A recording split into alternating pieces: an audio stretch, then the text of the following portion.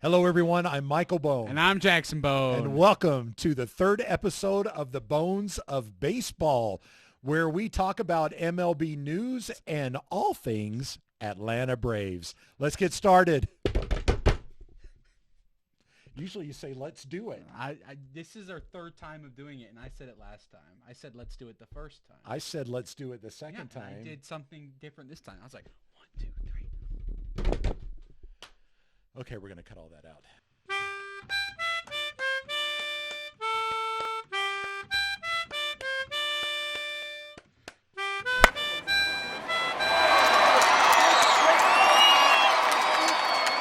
Well, Jackson, this is actually the first time that we've ever recorded an episode. On time. Okay, never mind. That is not the way I was going to finish that sentence, but it's true. Are we actually even on time? No, we're a day late. We're a little bit late. 2 full-time jobs will do that to you. That's right. It's hard when you work. Yes. And that's what Americans do. That's what we should do, right? We are good, productive American citizens. In theory, you don't know what I do. I think we're pretty good. No, I was going to say this is the first time we've recorded an episode while an Atlanta Braves baseball game is happening. That's true. It was like we only had a small window of recording opportunity, and we had to get it done. If you see my mood drop, I have a game day pulled up, so if I get excited, you know something good happened. But if I get depressed, well, I'm not going to get depressed. So you're going to be completely distracted this whole episode. I can multitask. Are you sure? Absolutely. Can you multitask? Well, you are, again, a super fan. Amen. Of baseball and the Braves, and I am a casual fan, so I think I can do this episode without watching the game while you, sir, have to keep one eye on it. I thought I would surprise you with the most amazing stat I have seen all day. Okay. What is that? Ozzy Albies, how many triples does he have this year? 1. 4. Does he? Yeah. 4? Matt Olson, how many triples does he have? He has 1. He's 3. I know he got one today. He has 3. Okay. He got his third today. Because he got one today while they were playing Colorado. Why does Matt Olson not steal more bases? If he stole as many bases as Acuna did, he would be the MVP. What are we talking about today? Runs. All right. Sorry, we scored. Okay. I don't know what happened, but I just got excited. All right. Do you want to talk about the week that just happened, or do you just want to get right into it? I know we just finished a series with the San Francisco Giants. Yep. I was texting you. You were working Uh-huh. a lot, and I was kind of working too. And Friday night, I was really wishing that we had driven to San Francisco, a nice big 11 or 12-hour drive away from our home. Won that game, won Saturday's game, and then we lost Sunday, so I was glad that we didn't make the drive. Yeah.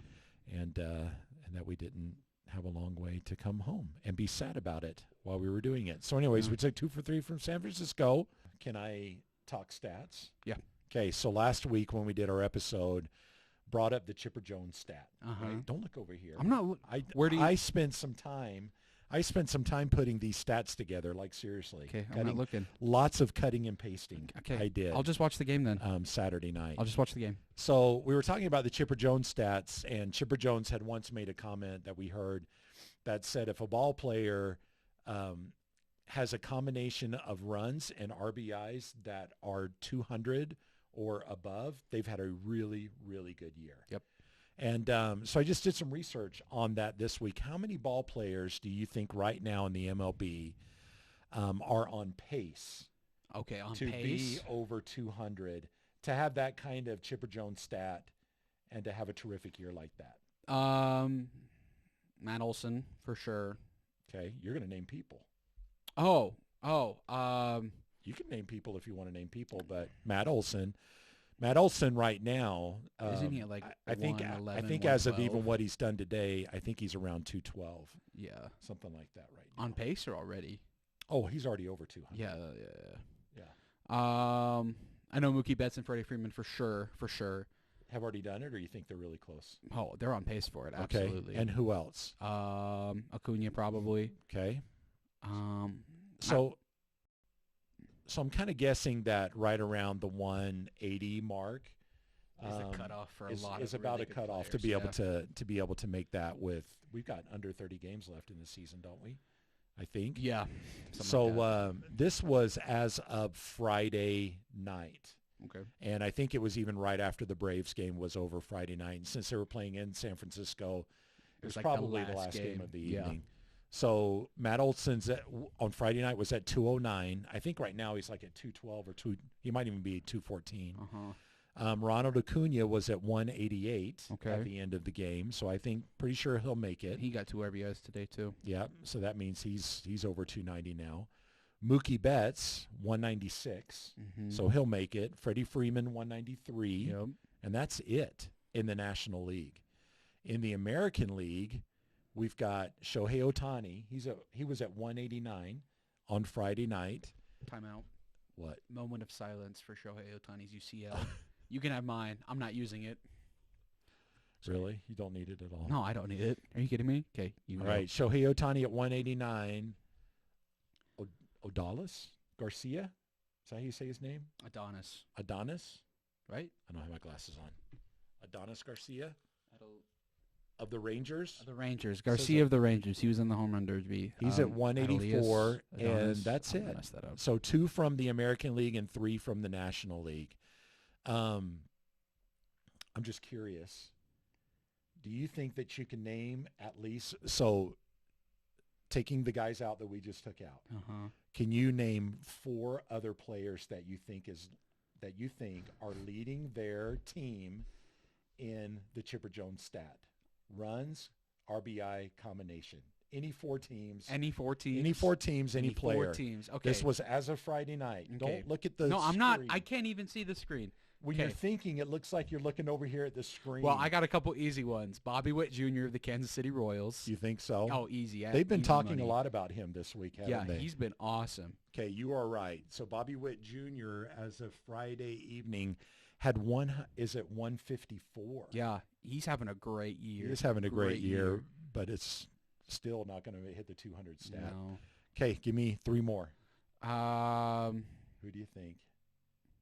Hold on. Just going through. Julio Rodriguez for the Mariners. Seattle, Julio Rodriguez at 157. Nice. Jorge Soler of the Marlins. Jorge Soler of the Marlins, yes. Is that right? 136. I miss you. That's the Come highest. back. That's the highest run. The Marlins are a team built on pitching and Luis Ariz, apparently. Well, that is... Who's hitting 350 now? 136 is the best that the Marlins have. Take a stab on the Padres. Ha-Sung Kim. No. No? Soto. Juan Soto. 144. I thought for sure it was going to be Kim. He's been having a great How year. about taking a stab at Milwaukee, the Brewers? Christian Yelich. Yep, Christian Yelich, 155. Chicago Cubs. Dansby Swanson. No? No, really? Who's having a great year over there right now? Ian Happ. Really great year. Having a fantastic year. Chicago Cubs. Didn't he get traded over there this year, or was it last year?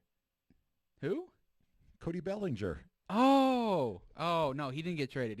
The Dodgers released him, and he signed as a free agent. Oh, okay. Shoot, I forgot. He's at 140. Sorry, Billy. So what do you think about the Mets?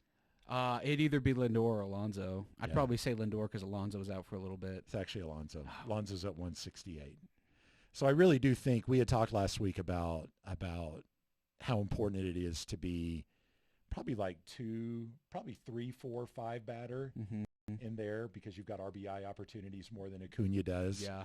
Which I think really explains why it is that he's batting. What's he batting like 330, 60 points higher than Olson, but he's probably about 15 points below.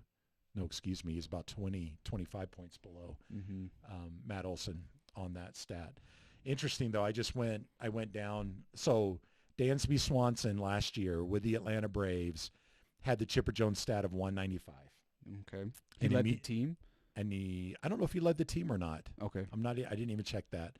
But he had the Chipper Jones stat of 195 and then signed $177 million, 7-year, and had never, ever completed the Chipper Jones stat prior to last year. And he's not completing it this year either. So a lot of mega contracts, and we'll talk about that later. And just looking at some other ball players, Mike Trout did the Chipper Jones stat 4 times. Yeah. Before signing his mega contract in 2019. And then when he signed his contract, he did it 1 more year, and then he hasn't done it since. So he's done it 5 times. Mookie Betts has done it 4. He's going to do it his 5th time this year. Aaron Judge has done it twice. Manny Machado's done it twice. Francisco Lindor's done it twice. Freddie Freeman's done it 3 times, and he's coming up on number 4 this year right now. I'm curious as to how many times Chipper Jones did that. Since we're calling it the Chipper Jones stat, I'm curious to see how many times he did that. I'll have to check that out sometime. That's a good thing for next week. Yeah. Just how much does the Chipper Jones stat, whether it's actually being measured or not, how much does the Chipper Jones stat influence mega contracts being signed? Yeah. And you were doing some research a little bit on current contracts of ball players, and interestingly, I didn't know you were doing that, but I was doing my own research on that when I pulled up. I mentioned Mike Trout, who has the who's currently active and being paid the most contract-wise, right? Contract-wise. Yeah. And Mookie Betts, Aaron Judge, Manny Machado, and Francisco Lindor. So I thought sharing those 5 would be interesting because in my stats, they were the top 5 in the value of their contract. Yeah. So the thing that spurred me to go and look for these mega deals and things like that was I saw Steven Strasburg was retiring, right? And he signed that mega deal with the Nationals right after Anthony Rendon, who was on, the Nationals World Series team in 2019. He went to the Angels and signed that 7-year, $245 million deal. And then the Nationals went and re-signed Steven Strasburg to that exact same deal because Anthony Rendon was the NLCS MVP and then Steven Strasburg was the World Series MVP. So it kind of evened out that way. And then, Anthony Rendon's contract has been really, really bad. He's just been hurt, and when he's been on the field, he hasn't produced. And that was the same thing with Steven Strasburg. He's only pitched like 30, 40 innings in the last couple of years, and he's retiring now, but he's going to get all the money he signed with. And I don't think that's not a slight on Steven Strasburg. He's such a competitor. I think if he could only make $1 million, he would still pitch. I just feel really bad for him. But with that, and then hearing about Shohei Ohtani and his UCL tear, I was like, man, how much money did he lose for the next couple years because he won't be able to pitch? Because he's now just going to be a DH, a really good DH, but how much money did he lose? And then I started thinking about, all the big contracts, and I looked for this year. Justin Verlander and Max Scherzer are tied up top for the highest paid players. They're making $43 million this year, and they're not even playing for the same team that they signed those contracts with now. Aaron Judge, $40 million. He's been hurt. A lot of these contracts were signed after people had huge years, like the Dansby Swanson thing we were just talking about. He had a great 2022 for the Braves and then signed that $177 million deal with the Cubs, right? Played himself out of getting paid in Atlanta to get paid more in a team that's not willing to spend more but willing to give more money out to things like that. This is not Alex Anthopoulos' vibe, but obviously whatever he's doing is working, so it's not a slight on how the Braves run. It's just how other teams run, That another big contract is Miguel Cabrera. He's at 12. That's an interesting contract because he's not getting paid for the player he is now. He's getting paid for the player he was. He signed a super big contract that was backloaded, really heavy in the back. So he wasn't getting paid as much in his prime, but now that he's, this is his last year, he's getting paid a ton. So I think that's interesting. Jacob deGrom, he's making the same amount of money as Shohei Ohtani, but he's pitched 30 innings this year, and he's got Tommy John surgery. Chris Bryant's making $28 million. He's not doing anything. Barely played at all. Matt Olson is the highest paid player on the Braves. How much money is he making this year? He's making $20 million. $21 million. $21 million. Where is he on the list number-wise? Well, I know he's in the 20s somewhere, isn't he? He's 38. He's 38. For yearly salary, he's 38th. He's making the same amount of money as Josh Donaldson this year, who has been on the injured list almost the entire year. And when he's been on the field, he's been unproductive. There's got to be like a sweet spot. Like, to me, I just can't imagine the guys in the top 5 or 10 are just consistently producing every single year to justify the tens of millions of dollars that they are making year to year. And it just makes me wonder, I haven't looked, but I wonder if there's like a sweet spot in there. There's like somewhere like 20 to 30, ranked 20th to 30th. And, you know, if you're looking at Austin Riley and some of these others that, I don't know, got like the Atlanta Braves are doing. They're signing them to long contracts young. They might be taking a little bit of a risk. I mean, they signed Michael Harris to what's like 7 years or something like that. And gave him a big contract just based on his very first year of baseball. Not even a full year, like 60 games. Yeah, it started to look a little bit like a flop, you know, a bad contract for the first, I don't know, 30 games or something like that of this season. But the guy's batting almost 290 now, where he was batting sub 200, I believe, after like the 30th game or something like that. Here's a question I want to ask, right? So Charlie Morton, besides this year, the last 2 years he's played for the Braves, so 2021 and 2022, he's been the highest paid player. Matt Olson jumped over him, and he's making $1 million more than Charlie Morton has.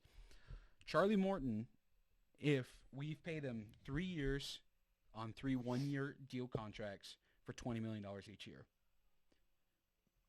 each year, I'd say, oh, absolutely, he was totally worth it, right? 2021, he was the ace of the staff, totally led us to the World Series and carried us through up until he got hurt, right? 2022, he's been a little iffy, you know. He had some great moments. He had some not-so-great moments. But this year, he's been awesome. Really looking back at it, you know, besides Bryce Elder, you know, Spencer Strider's been a little iffy. He's not been as dominant as he can be. And Max Fried's been hurt. It's Charlie Morton and Bryce Elder carrying the staff. But what Charlie Morton adds as a veteran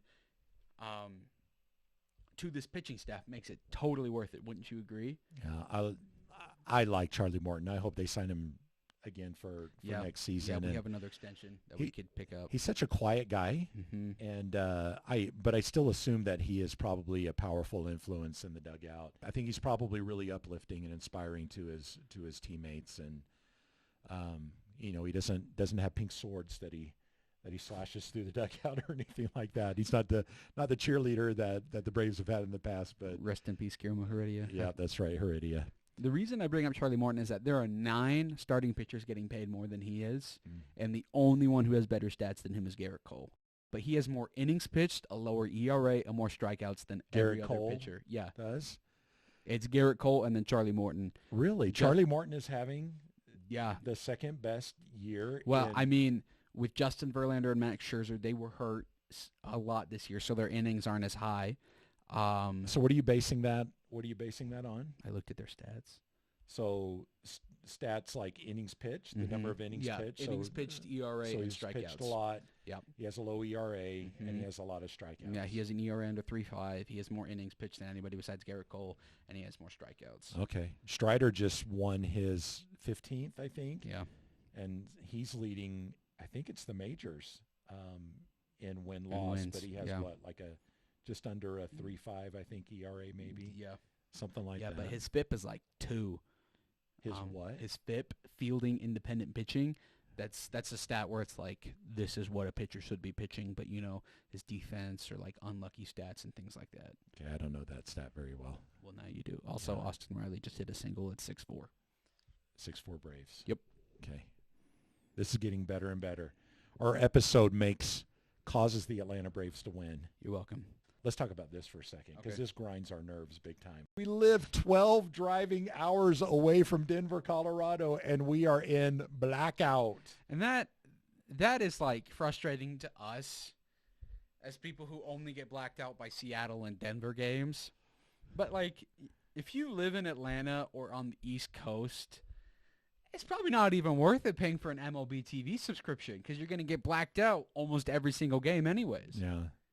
Don't they have it, though, on, like, local channels? Yeah, but you're still paying, like, more money a month for that. Yeah, I don't know. It seems like when we would go down to visit your grandparents down in Arizona, that they would have the Diamondbacks playing on local TV down there, and not on MLB. But it's frustrating. It's frustrating. It's like the Colorado Rockies games are blacked out, about 12 hours away, and Seattle Mariners games are blacked out. Yeah. Which is about another 12 hours away from us. Yeah.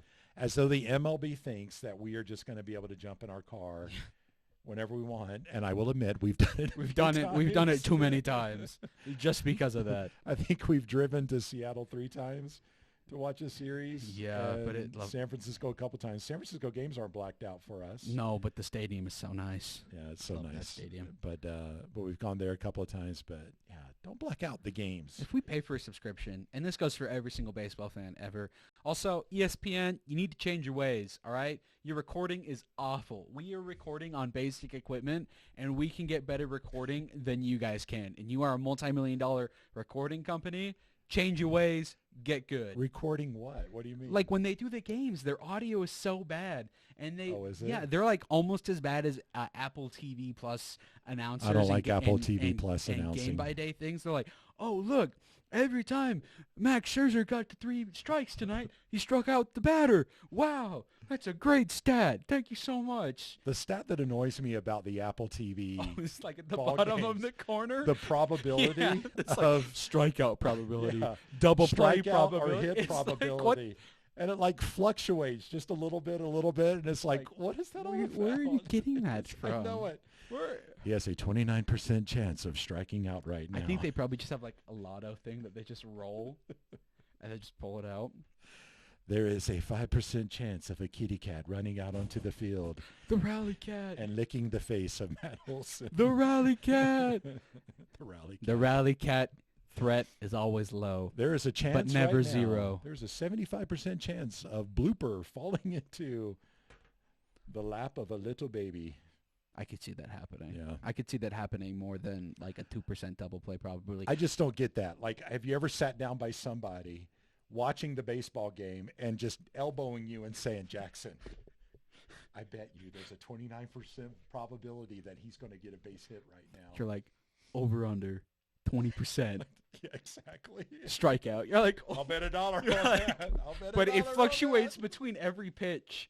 And sometimes it makes no sense. Like, it'll be like hit probability, and then he'll get a strike. It'll be like, hit probability 50%, gets a strike. Hit probability 62%. Like, you're like, it's so stupid. We got to move on, though. We'll have to gotta try move that on. sometime. We'll have to do that with the bag of nickels that you always talk about ball players are getting paid with. Do it with the bag of nickels. What's the probability, Apple TV? 29% chance of strikeout. Go to Vegas. All right, this is where the money is. What's the Apple bet TV. on that one? You know what? It's probably a long con. Apple TV gets like the people who watch to go bet in Vegas on their stupid ads, and then Vegas and Apple TV split the revenue. Something I want to talk about before we run out of time. The most important series of the year in LA. 4-game set.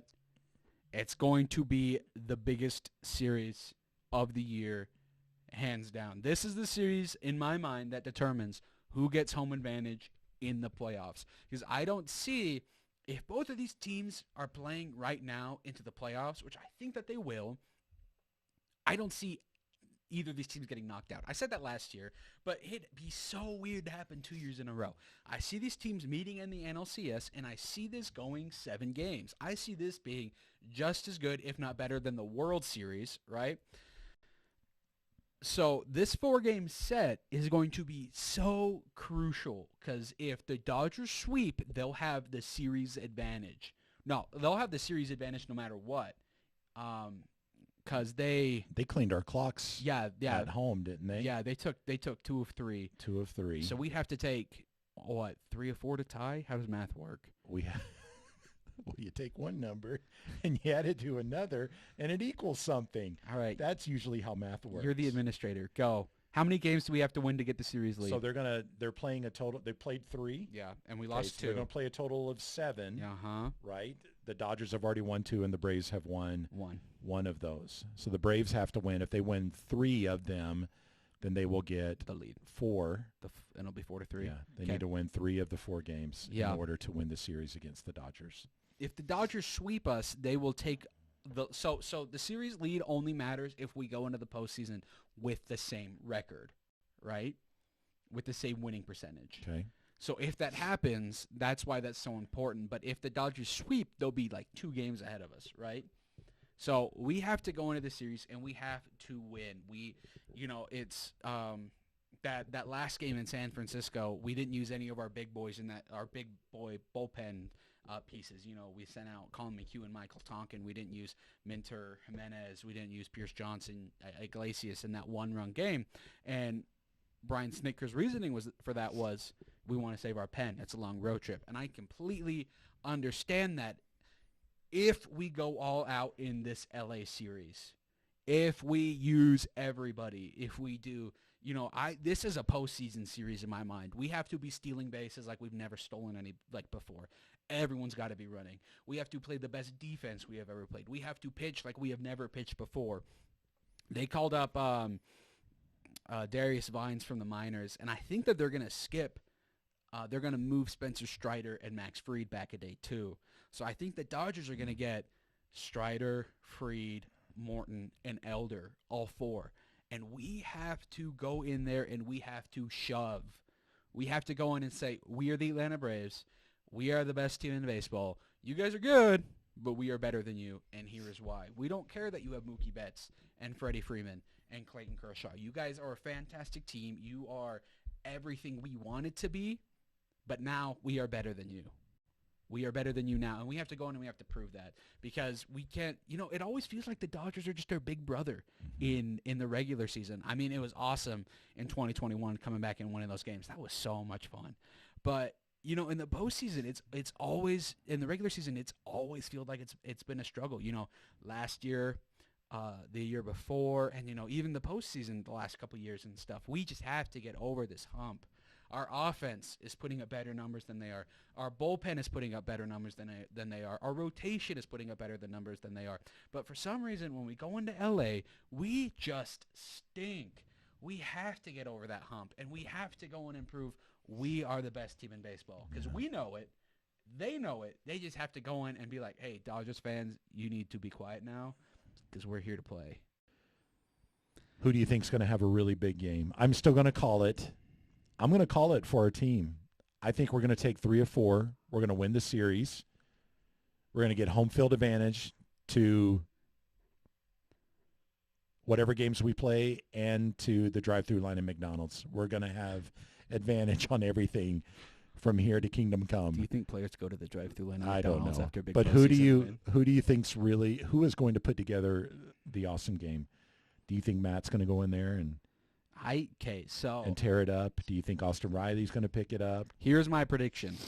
I think the offense is going to do great. I think they're going to be just as good as they have all year, especially, up against great starting pitching. And I think we're going to see Urias and Kershaw, left-handed pitchers. And they got a lot of young guys in that rotation, too. But my prediction is that we are going to go in there. We are going to pitch. We are going to have Max Fried, who's been great so far. He's had a couple struggles coming back from his injury, but these last couple starts, he's looked great. I think he's going to go in there, and he's going to be Maximus. Really well. And we're going to have Spencer Strider going. He struggled in his last start against the Dodgers.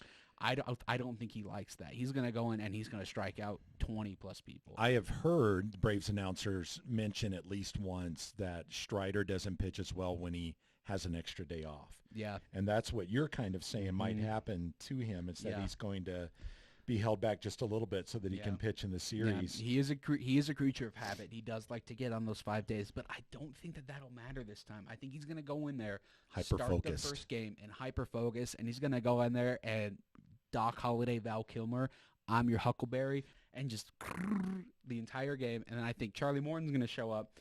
Big game Chuck. We've had doubts about the back end of the bullpen, Iglesias. I don't think that's going to be an issue. I think he's going to come in and say, yeah, that's right. I'm better than anything you guys have in the back of your bullpen, Dodgers. Let's go. I think our offense is going to be great, but I think the pitching is what's going to shine out. I have no reason to think that besides, hey, we've just been really good. Second best bullpen ERA in all of baseball and a couple shutouts, great like that. But I just have that hunch. That's my feeling. Okay, what about call you? it. How many games out of the 4 are the Braves going to take? 1. After all that, you come out with that kind of 0. We're going to get swept. The Braves are going to get swept. We're going to get. What is wrong with you? It's going to be a 1. It's going to be a 1-0 game every day or a blowout. No, okay. This shouldn't be hard, Jackson. You're an Atlanta Braves fan. I know, Stick with your team, and but have I'm a confidence. realist. Yeah, we're going to go in and we're going to take 3. Yeah, we're going to take 3 of 4. We're going to take 3 of 4. Say it with confidence. 3 of 4. 3 of 3 of 4. Okay, what do you think? What do you think? Who's going to shove? 3 of No, 4. no. I said who I think is going to stand out. Who's your standout performance prediction for this series? Who's going to stand out? Ozuna's been, Ozuna come from on. the Braves. Back in April when we went and watched the Braves and the Astros play, there were so many people booing Ozuna while we were sitting up there in the stands. Yeah, you were one of those people. I thought it was so funny.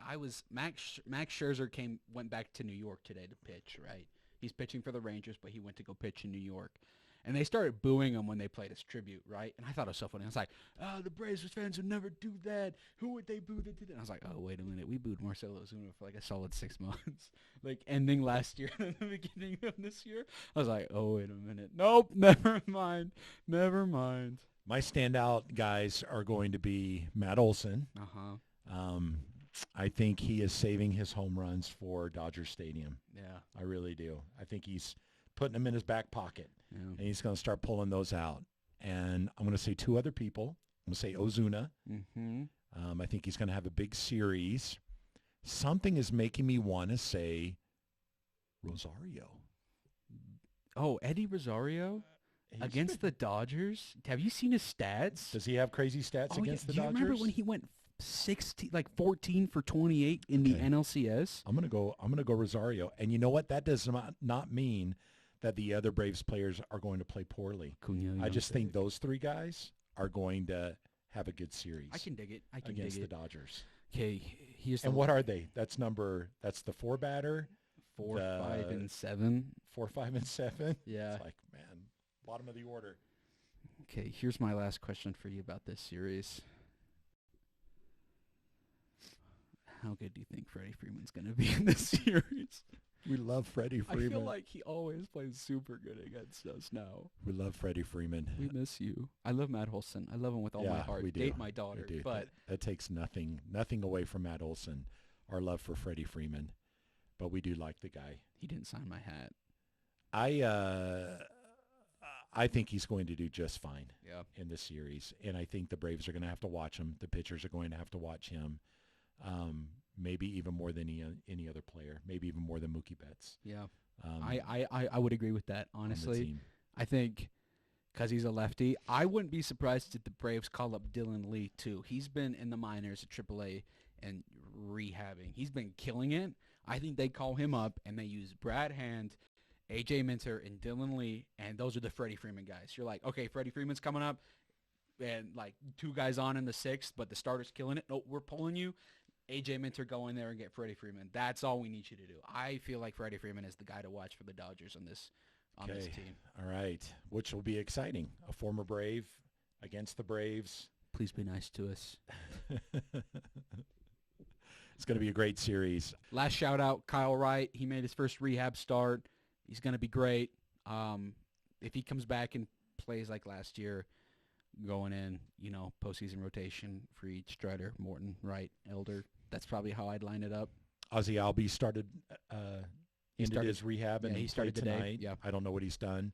Looks like the Braves are winning 9-4 right now. Yep. And I'm sorry that we're not there to call the game for our 10 million subscribers who are out there listening to us right now. We'll let Peter Moylan take care of that. That's Shout right. out. Shout out you. You're amazing. I love you. All right, Jackson, close us out. All right, guys. Thanks for watching. It's been a great episode. Lots of good discussions. If you guys have any comments or questions or anything you want to add, feel free to leave it below. Hit the like button. Subscribe. Until next time, chop on.